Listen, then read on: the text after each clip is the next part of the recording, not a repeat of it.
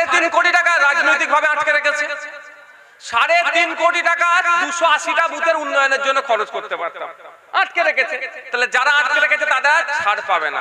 তারপরও আমি এখানে এসে বলে যাচ্ছি, সরকার দিক আর নাই দিক, সরকার যদি আমার টাকা আটকে রাখে, আমি আমার বাড়ি থেকে টাকা নিয়ে এসে 3.5 কোটি টাকারই কাজ বুঝিয়ে দেবো ভাঙড়ের মানুষকে, এটা বলে যাচ্ছে।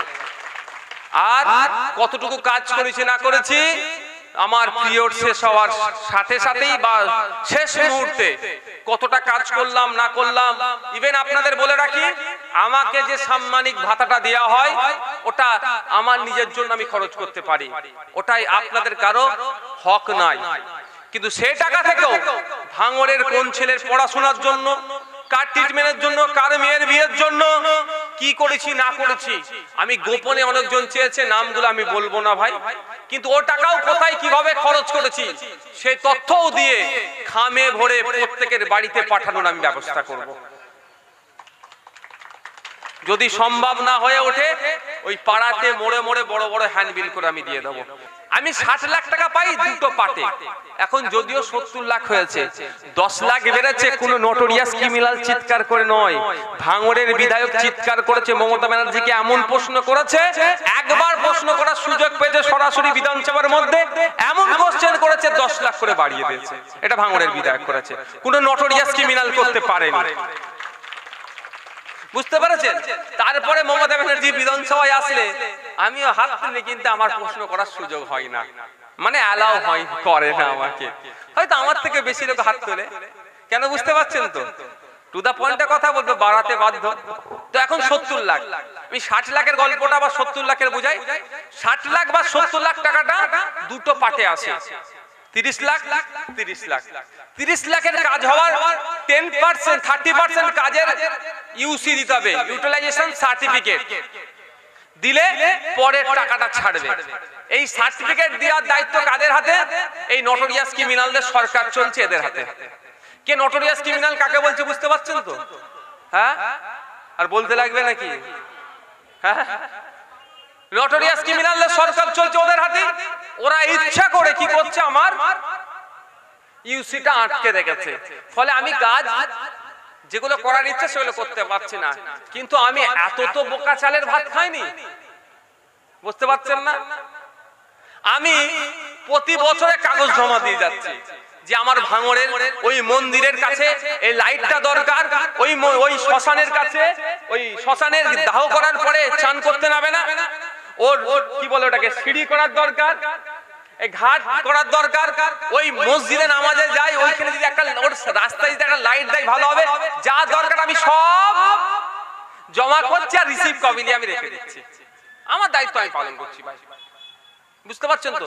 সময়ে ভাঙড়ের মানুষকে দেবো। ভাঙড়ের মানুষে বলছিল না আমাদের কারিমুল তারা কাটাবে, কিভাবে তারা কাটাবে আমি বলতে পারবো না, তবে আমি যেটাই বলবো গণতান্ত্রিক প্রক্রিয়ায় তারা কাটাবেন, এর বাইরে কিছু করবেন না।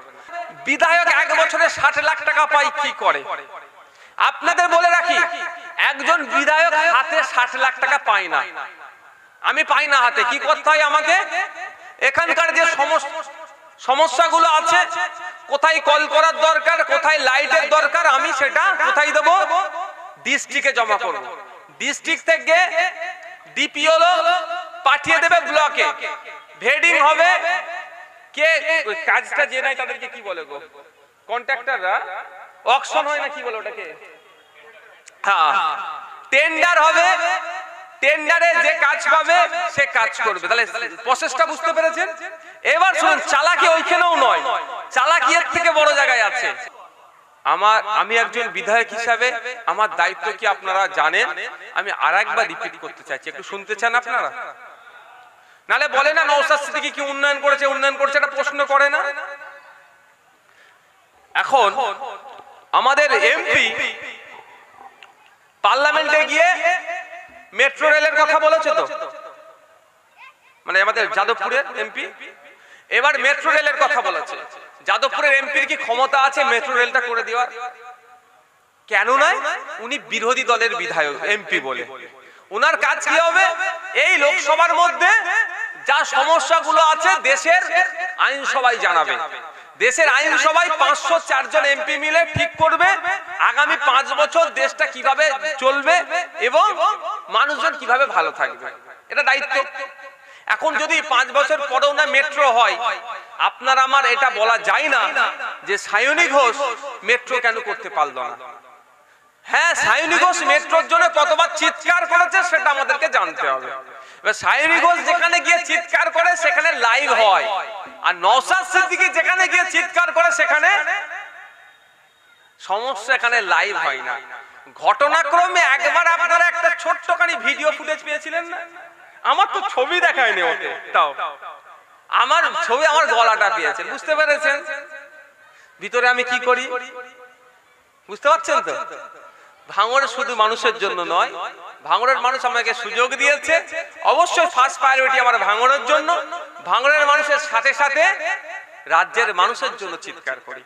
তো লাইভ হয় না, তারপরেও বলছি সব ডেটা ওখানে সংরক্ষণ করা আছে। চাইলে আপনারা হয়তো, অনেকে চাইলে নির্দিষ্ট ভাবে অ্যাপ্লিকেশন করলে হয়তো পেতে পারেন।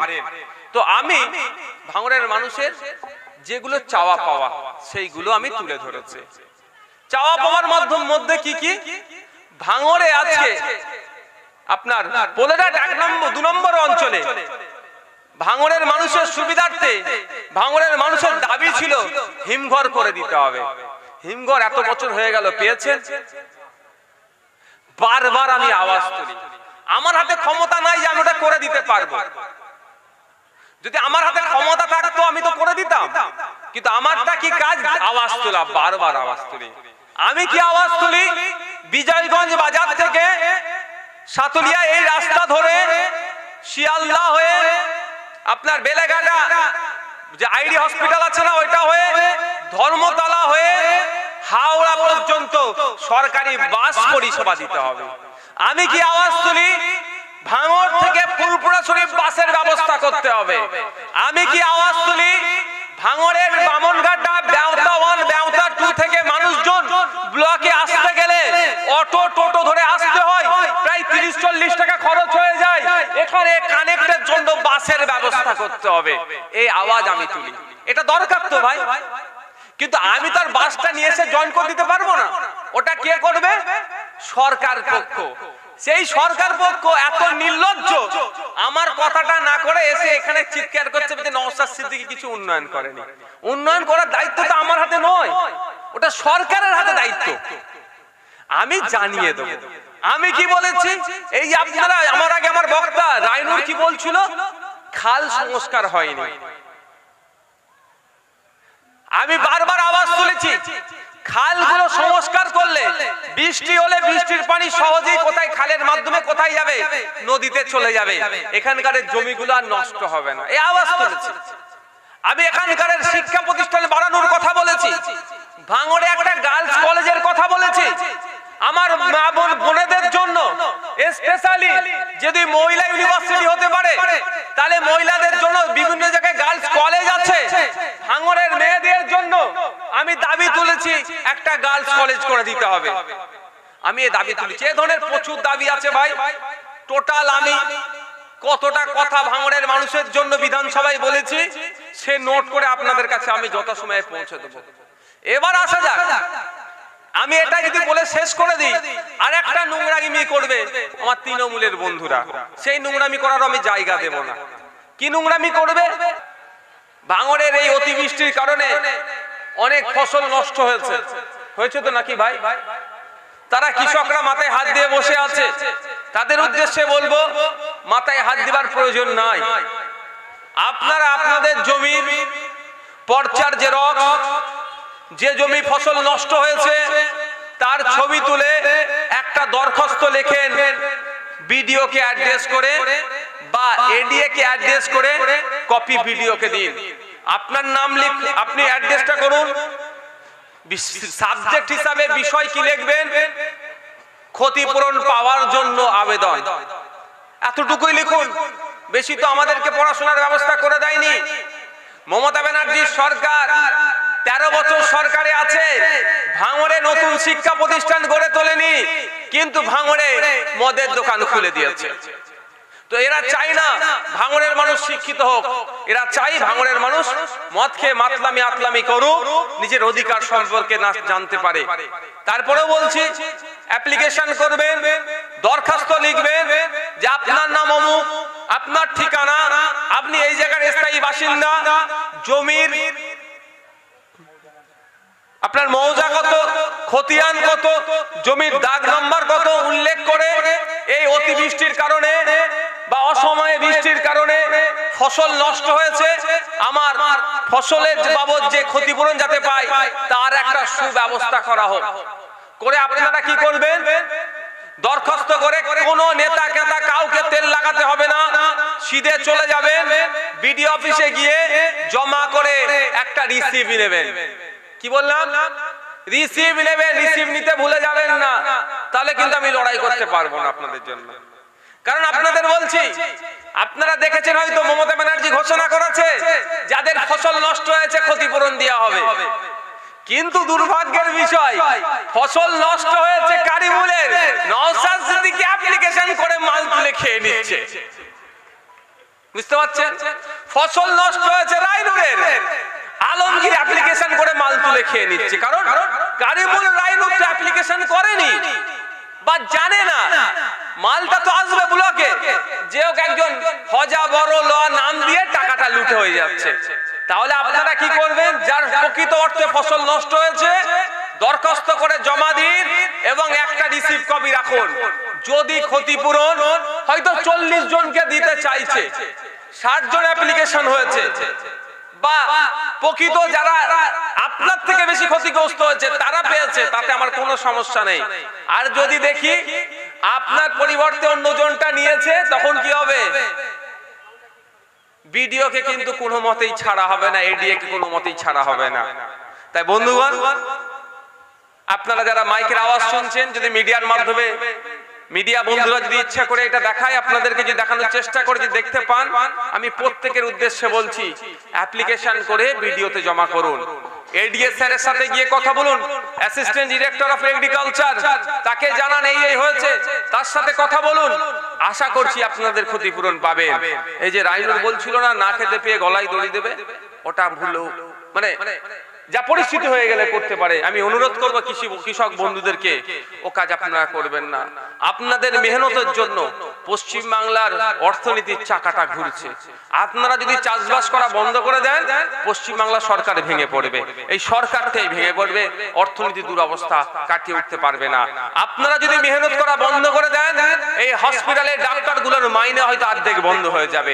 আপনারা যদি মেহনত করা বন্ধ করে দেন, পুলিশে যারা চাকরি করছে তাদের অর্ধেকের হয়তো মাইনে বন্ধ হয়ে যাবে। আপনারা যদি মেহনত করা ছেড়ে দেন, মাঠে যাওয়া ছেড়ে দেন, স্কুলের টিচারের 50% টিচারের কিন্তু হয়তো মাইনে তারা পাবে না।